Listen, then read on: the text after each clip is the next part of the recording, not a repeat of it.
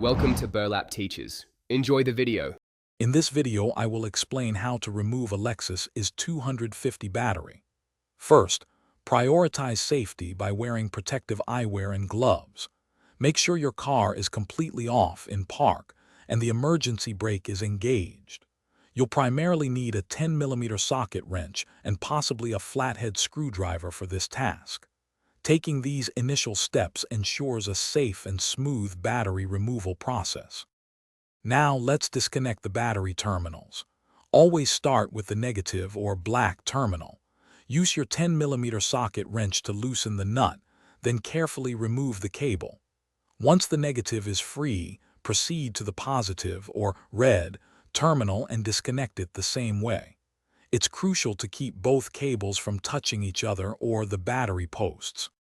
With the terminals disconnected, it's time to remove the battery's hold down. You'll find a 10mm nut securing a clamp or bracket. Loosen and remove this.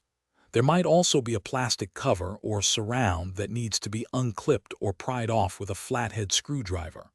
Remember, car batteries are quite heavy, so use proper lifting techniques in both hands to carefully remove it from the tray.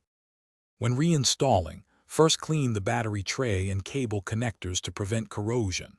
Carefully place your new battery into the tray and secure it with a hold-down clamp, tightening the 10mm nut. Reconnect the positive or red terminal first, followed by the negative or black terminal. Double-check that all connections are snug and the battery is firmly in place before closing the hood. You're all set.